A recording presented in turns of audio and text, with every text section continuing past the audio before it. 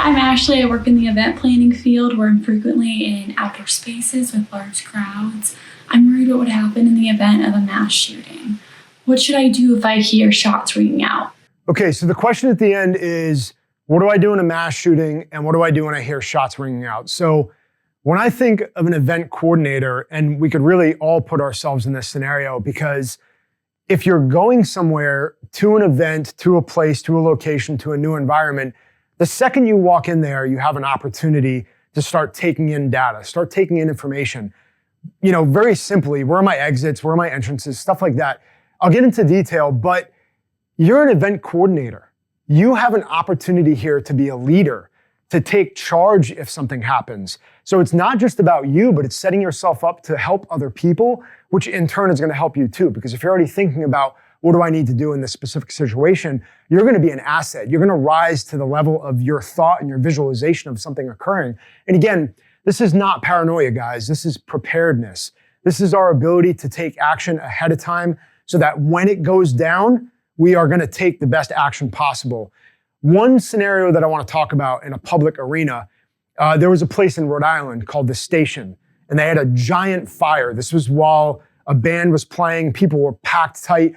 In fact, a lot of laws changed after the fact because of the fire code where people could not get out. If you go Google that right now, you'll see a ton of scenarios where people are literally stacked. And I mean, it's kind of a nightmare scenario where everybody's stuck in the door, nobody can move in or out, and nobody can even help them because they're all panicking, trying to get out of the same door. The reason I bring that up is because while lives were lost, it's an opportunity to learn.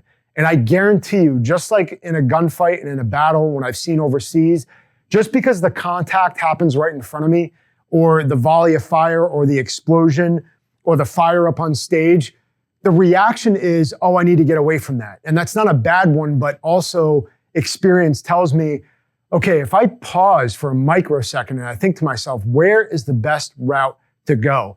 It might have been right through the small fire that already started and walk right out the back door with nobody even in your way. And that was actually a possibility during that fire. And I want you guys to kind of chew on that a little bit, especially you that's asking the question, is that how can you think differently about the environments you're in ahead of time? And I want you to go out of your way to be proactive with each environment.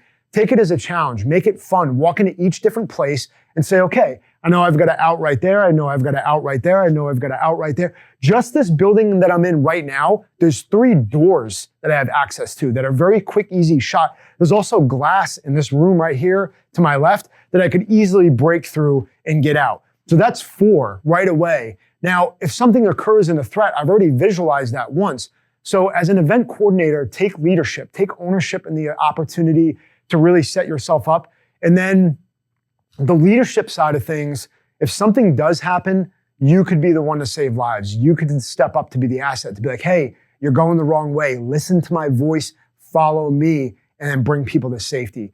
So as an event coordinator, you know, you really have to start thinking like that. I think doing so will allow you to be more calm about what you're doing. And if you do hear shots ring out, an explosion, yelling, something unknown, you get ambushed, you're like, oh, wait, I've already visualized this. And then you'll do what's right and what's needed to do depending on the context. So great question. I'm sure a lot of us can relate to that.